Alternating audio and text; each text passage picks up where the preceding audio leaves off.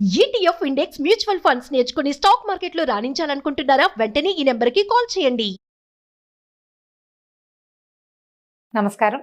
ఈ రోజు నుంచి కార్తీక మాసం ప్రారంభం అవుతోంది. యథావిధిగా మనం కార్తీక పురాణం చెప్పుకుందాం. అయితే స్కాంద పురాణ అంతర్గతంగా ఉన్న వైష్ణవ ఖండంలోంచి ఈ కార్తీక మాస మహాత్మ్యాన్ని గురించి చెప్పుకుంటాం. మనం రోజుకొక 15 నిమిషాల సమయం వెచ్చించి పూజా విధానానికి ముందో స్నానవిధికి తర్వాతో మీకు ఎప్పుడు అవకాశం ఉంటే అప్పుడు ఆన్ చేసుకుని వినటమే. ఈ కార్తీక మాసంలో స్నానము, పూజ, దానము, దీపము ఎంత విశేషమైన ఫలితాన్ని ఇస్తాయో పురాణ శ్రవణం కూడా అంతే విశేషమైన ఫలితాన్ని ఇస్తుందని చెప్పబడుతుంది.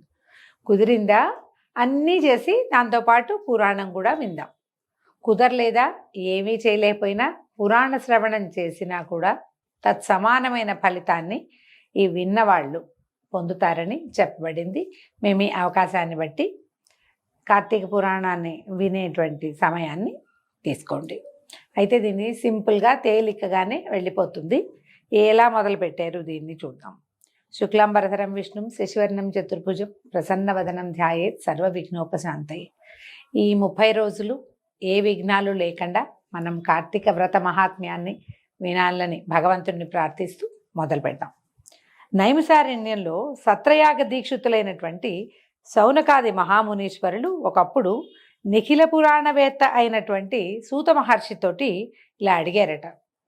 ఈ నైమిషారణ్యంలో పూర్వము ఆ కాలంలో ఎప్పుడు యజ్ఞయాగాదులు జరుగుతూ ఉండేవి. ఏ ఋషులైనా మహర్షులైనా యాగం చేయాలన్న సంకల్పం వస్తే నైమిషారణ్యంలో చాలా వెసులుబాటుగా ఉంటుందని అక్కడికి వెళ్ళి అక్కడే యాగాలు యజ్ఞాలు చేసుకునేవారట.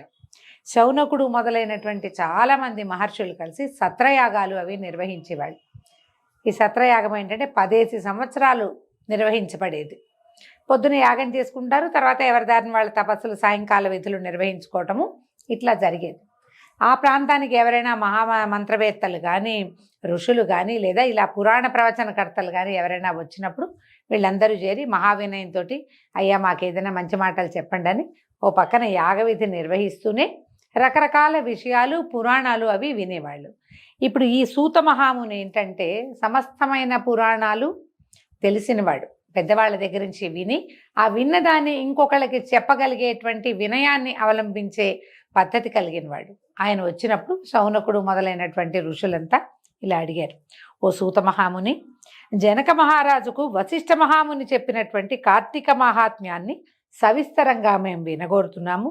కాబట్టి ఆ కార్తీక మహాత్మ్యాన్ని మాకు వివరించండి అని సవినయంగా ప్రార్థించారట. అప్పుడు సూతుడు ఇలా చెప్పారు. ఓ శౌనకాది సమస్త మునీశ్వరులారా వినండి.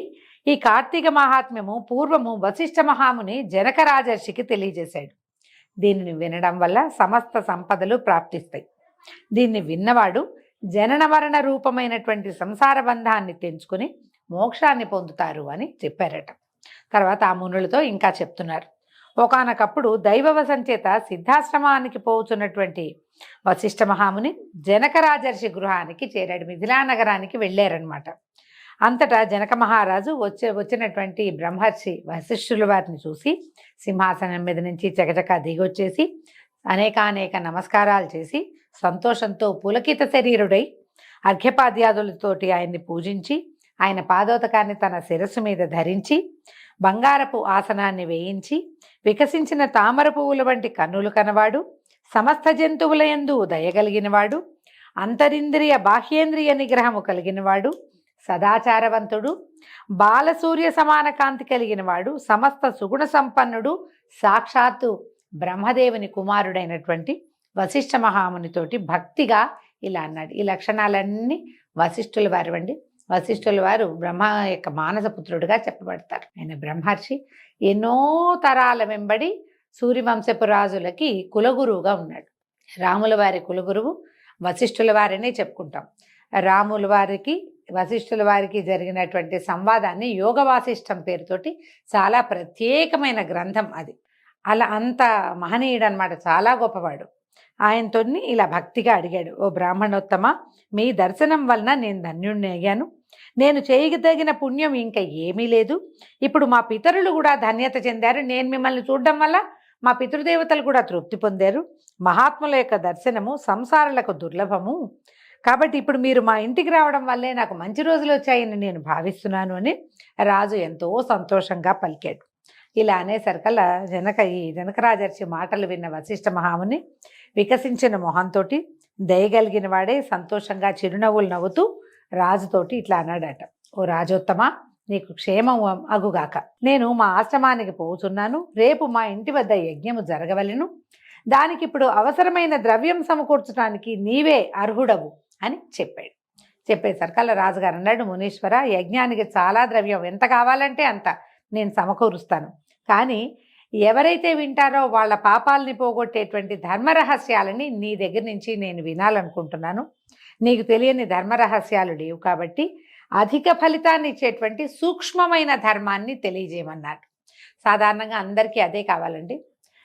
సూక్ష్మంలో జరిగిపోవాలి, మనకి సూక్ష్మంలో మోక్షం కావాలి. చాలా పెద్దవి చేయలేకపోతాం, సమయము ఉండదు, శక్తి సరిపోదు, అర్హత కూడా ఉండాలి. అంత పెద్దవి కాకుండా ఏదైనా చిన్నది చేసినా కూడా ధర్మ మార్గ అవలంబన సులువుగా ఉండేలాగా చెప్పమని సాధారణ సంసారులందరూ అడిగేదే ఈ జనకరాజర్షి కూడా అడిగారు. అడిగితే ఇంకా అడుగుతున్నారనమాట. ఈ కార్తీక మాసాన్ని గురించే ప్రశ్న ఉంది ఆయనకి. కార్తీక మాసము సమస్త మాసముల కంటే సమస్త ధర్మముల కంటే ఎలా అధికమైనదో నాకు వివరంగా తెలియజేయి, దాని గురించి చెప్పు. నీకంటే ధర్మాన్ని గురించి చెప్పగలిగిన వాళ్ళు, సులువుగా చెప్పగలిగే వాళ్ళు ఎవరు లేరు. ఇవాళ నా అదృష్టం పండి నువ్వే మా ఇంటికి వచ్చావు. ఎప్పటి నుంచో ఈ విషయం తెలుసుకోవాలనుకుంటున్నాను, కాబట్టి దాని గురించి వివరంగా తెలియచేయమని జనకరాజర్షి అడిగేసరికి బ్రహ్మర్షి వశిష్ఠుల వారు ఇలా చెప్పాడు, ఓ రాజా, ముందు జన్మలో పుణ్యమాచరిస్తేనే సత్వశుద్ధి కలుగుతుంది. సత్వశుద్ధి కలిగిన వాడికి పుణ్యమార్గమందు అభిలాష కలుగుతుంది. కాబట్టి లోకోపకారం కోసం ఇప్పుడు నువ్వు అడిగిన మాట చాలా బాగుంది, నీకు ఉపయోగపడుతుంది, ప్రజలకు కూడా ఉపయోగపడుతుంది. వినేవారికి పాపాలు శమింపజేసేదాన్ని నీకు చెప్తాను వినమని ఇలా చెప్పారట. సూర్యుడు తులా సంక్రమణం నందు ఉండగా కార్తీక మాసంలో చేసిన స్నానము, దానము, అర్చనము మొదలైనవి మంచి మనసుతోటి ఏది చేసినా కూడా అక్షయములు అవుతాయని ఋషులు మహర్షులు ఎందరో తెలియజేశారు. కార్తీక వ్రతాన్ని తులా సంక్రమణంగా మొదలుకొని కార్తీక శుక్ల పాడ్యమి నుంచి కానీ ప్రారంభించాలంటే, తులా సంక్రమణం అంటే దీనికి ముందు, కార్తీకానికి ముందున్నటువంటి ఆశ్వేజ మాసంలో ఇంచుమించు పౌర్ణమికి అటు ఇటుగా కాస్త దగ్గరగా సూర్య సంక్రమణం జరుగుతుంది. ఆశ్వేజ పౌర్ణమి వెళ్ళిన తర్వాత కూడా ఈ కార్తీక వ్రతాన్ని ప్రారంభించచ్చు, అంటే సంక్రమణంతో పాటు అనమాట. లేదా కార్తీక శుద్ధ పాడ్యమి, మనం ఎట్లా మొదలు పెడతాము, మన విధానం ఏంటి, పాడ్యమితోటి వ్రతం మొదలు పెట్టుకుంటాం. కానీ మనకు చూడండి, భారతదేశంలోనే కొన్ని ప్రాంతాలలో పౌర్ణమితోటే నెల పూర్తయిపోతుంది. ఆశ్వేజ మాసం పౌర్ణమితోటి వెళ్ళిపోయి, ఆశ్వేజం వెళ్ళిపోయి కార్తీకం మొదలవుతుంది. మళ్ళీ కార్తీక పౌర్ణమితోటి కార్తీకం పూర్తయిపోతుంది. కొన్ని చోట్ల ఆ విధానం ఉంటుంది. వీరు చెప్తున్నారు అంటే మన భారతదేశం తాలూకు 2 ప్రాంతాల వారికి ఉపయోగపడేలాగా అయితే మీరు అప్పుడైనా మొదలు పెట్టుకోవచ్చు, లేకపోతే ఇప్పుడైనా, ఇప్పుడు మనం మొదలు పెట్టేలాంటి విధానంలో. మనకి సౌత్ ఇండియా అంతా అంటే దక్షిణ భారతదేశం అంతా కూడా, అంతా కాదు, మన ప్రాంతం ముఖ్యంగా తెలుగు వారికి ఏంటంటే ఈ అమావాస్య వెళ్ళగానే నెల మొదలవుతుంది. ఇలాగైనా చెప్తున్నారు. కార్తీక శుద్ధ పాడ్యం నుంచి కానీ మీరు ఈ వ్రతాన్ని ప్రారంభించుకోవాలి. ఆరంభమందు ఏం చెప్పుకోవాలట, సంకల్పం ఏం చెప్పాలో చెప్తున్నారు. ఓ దామోదర, నేను కార్తీక వ్రతాన్ని ఆరంభించుతున్నాను, దానిని నిర్విఘ్నంగా పూర్తి చేయము అనే సంకల్పం చేసి కార్తీక స్నానాలు ఆరంభించాలి. మొట్టమొదటే వశిష్ఠుల వారు తెలియజేశారు ఏమిటి, కార్తీక మాసంలో దామోదర ప్రీత్యర్థమే కార్తీక మాసంలో మనం స్నానం, జపం, తపం, దానం, పురాణ శ్రవణం ఏం చేసినా కూడా దామోదర ప్రీత్యర్థమే. ఈ కార్తీక మాసానికి అధిష్టాన దైవము దామోదరుడు, శ్రీ మహావిష్ణువు. కానీ మనం చేసేవన్నీ శివాభిషేకాలు చేస్తాము. విష్ణు ప్రీత్యర్థం శివాభిషేకం చేస్తున్నామని చెప్పుకోమంటున్నారు. కార్తీక మాసంలో సూర్యోదయ సమయం నందు కావేరీ నది యందు స్నానం చేసిన వారికి మహాఫలితం కలుగుతుంది. సూర్యుడు తులారాశిని ప్రవేశించిన తోడనే 3 లోకములను పవిత్రం చేస్తూ గంగా నది ద్రవరూపాన్ని ధరించి సమస్త నదీ జలముల యందు ప్రవేశించును. తులారాశిలో కార్తీకమున చెరువులందు, దిగుడు బావుల యందు, నూతుల యందు, పిల్ల కాలువల యందు కూడా హరి నివసించి ఉంటాడు. అంటే మనకి వాపి కూప తటాకాదులన్నిట్లలోనూ భగవంతుడు నివసిస్తాడు. గంగా నది ద్రవరూపం ధరించి నీరు నిలవ ఎక్కడుంటే అక్కడల్లా కూడా, అంటే స్వాభావికమైన జలం ఉన్న చోట, మనము నించిన పాత్ర కాదు. మనం కుండలో పెట్టుకుంటే, బిందెలో పెట్టుకుంటే, చెంబులో బకెట్లో పెట్టుకున్న దాంట్లో గంగ ఉండదు. గంగ ఉందని కాదు చెప్పడం. స్వాభావికమైన జలాలన్నిట్లలోనూ కూడా గంగాదేవి ద్రవరూపంగా ప్రవహిస్తూ ఉంటుంది. హరి నివసిస్తాడు. గంగ ఎక్కడుంటే హరి ఎక్కడుంటాడు. రాజా, అన్ని వర్ణముల వారు, అన్ని వర్గముల వారు కార్తీక మాసమందు ఈ ఆచారాన్ని పాటించాలి. ఇందులో ఒక ప్రత్యేకమైన విధానం చెప్తున్నారు. ఏం చెప్పారు? బ్రాహ్మణుడు కార్తీక మాసమందు గంగకు పోయి నమస్కరించి హరిని ధ్యానించి కాళ్ళు చేతులు కడుక్కొని ఆచమనం చేసి శుద్ధుడై మంత్రముల చేత భైరవుని అనుజ్ఞను పొంది మొలలోతు జలమందు స్నానం చేయాలి. ముందు నడుం వరకే నీళ్ళల్లో దిగి స్నానం చేయాలట. తర్వాత దేవ ఋషి పితృతర్పణాలు ఆచరించి హరిభక్తితో అఘమర్షణ మంత్రమును పఠిస్తూ బొటనవేలి కొనతో ఉదకమును అంటే నీటిని అలోడనము అంటే ఇలా తిప్పాలట. నీటిని తిప్పి తర్వాత తీరమునకు వచ్చి అక్కడ యక్షతర్పణం చేసి ఈ నడుముకి కట్టుకున్న వస్త్రాన్ని విడిచి ఉదకమును వదిలి ఆచమనం చేసి శిరస్సును వదిలి మిగిలిన శరీరం అంతా తడి వస్త్రంతో తుడుచుకోవాలి. తడిబట్టతోటే ఒళ్ళు తుడుచుకోవాలని చెప్తున్నారు. ఇది పురాణంలో ఇలా చెప్పబడిందండి. మొలలోతు స్నానం అంటే కంఠదగ్న మెడ అని చెప్పటం లేదు. విధానాన్ని బట్టి మన ప్రాంతాల వారీగా పెద్దలు ఎలా చెప్తారో మనం ఆ ప్రకారం చేయొచ్చు. పురాణంలో మాత్రమే ఈ వాక్యాలు చెప్పబడ్డాయి. తడి వస్త్రంతో ఒళ్ళు తుడుచుకుని నారాయణ ధ్యానం చేస్తూ ధౌత వస్త్రాలంటే ఉతికి ఆరవేసిన ఆరిన బట్టని కట్టుకోవాలి. తర్వాత గోపీచందనంతో తగినన్ని మారులు త్రిపుండ్రాలు కానీ విభూతిని కానీ ధరించి సంధ్యావందనం చేసి గాయత్రి జపం చేసుకోవాలి.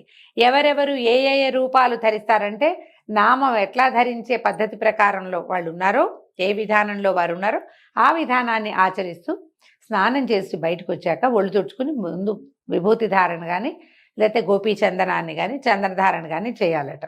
తర్వాత ఉపాసన చేసి బ్రహ్మయజ్ఞం చేసి తమ చెట్ల నుంచే పువ్వులు కోసి శంఖచక్రములు ధరించిన హరిని భక్తితో సాలగ్రామమునందు షోడశోపచారాలతోటి పూజించాలి.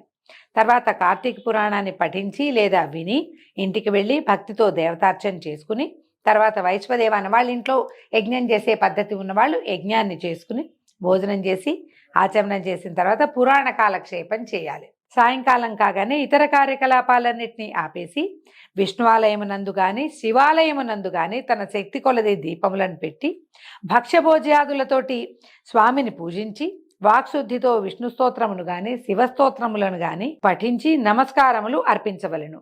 కార్తీక మాసమందు ఎవరు ఈ ప్రకారం భక్తితో చేయుదురో వారు పునరావృత్తి రహితమైన వైకుంఠమును పొందుదురు. కార్తీక వ్రతం ఆచరించిన ఎడల పూర్వ జన్మార్జితములైనటువంటి ఈ జన్మలో అయినా ఆర్జించినవైనా కూడా సమస్త పాపములు నశించును. బ్రాహ్మణుడు కానీ క్షత్రియుడు కానీ వైశ్యుడు కానీ శూద్రుడు కానీ ఋషీశ్వరుడు సన్యాసి కానీ స్త్రీలు కానీ భక్తి శ్రద్ధలతో కార్తీక వ్రతాన్ని చేసిన ఎడల వారికి పునర్జన్మ ఉండదు. ఎవరు కార్తీక వ్రతాన్ని ఆచరించిన వాడిని చూసి సంతోషిస్తారో అతడు ఆ దినమందు ఆచరించిన పాతకము నశించును, ఇందు సందేహము లేదు. ఇది విధానంగా చెప్పబడిందండి. ఎవరైనా కార్తీకంలో పొద్దున్నే ఉదయమే సూర్యాస్తమయాత్ పూర్వమే స్నానం చేయటం, విష్ణువార్చనో లేకపోతే శివార్చనో విధి విధానంగా చేసుకోవటం. అవకాశాన్ని బట్టి ఒక పూట ఉపవాసమా నక్తమా మనం ఏ ఉపవాస విధిని పెట్టుకుంటామో ఆ విధిని ఆచరించటం. ఇందులో పురాణ కాలక్షేపం చేయాలి, మంచి మాటలు వినాలంటే ఇతరత్ర తగాదాలకి గొడవలకి వెళ్ళకూడదు. దూషణాలు తిరస్కారాదులు చేయకూడదు. ఎవరైనా కేకలేయటం, తిట్టడము, అరవటము, తిరస్కరించటము, గొడవలకి దిగటము అలాంటివి చేయకూడదు. సాధ్యమైనంత శాంత చిత్తులుగా ఉండి ఈ కార్తీక పురాణాన్ని గనక ఈరోజు ఏ భాగం చదవాలని చెప్పబడిందో ఆ భాగాన్ని చదివినా వినినా కూడా అద్భుతమైన ఫలితాన్ని లభిస్తూ ఉంటుంది. ఎవరైనా సరే లభించి వీళ్ళకి ఇవాళ ఫలితమే కాకుండా మోక్షాన్ని కూడా పొందుతారు, పునర్జన్మ లేనిటువంటి జీవితాన్ని పొందుతారు. ఇక మళ్ళీ మనం పుట్టక్కర్లేదు. జనన మరణ చక్రంలోంచి వైదొలగి మనం ముక్తి మార్గాన్ని పొందుతామని చెప్పబడింది. ఈ రోజుతోటి మొదటి రోజు పారాయణ పూర్తయిందండి. రేపు ఉదయం రెండో రోజు పారాయణతో మళ్ళీ కలుసుకుందాం. నమస్కారం.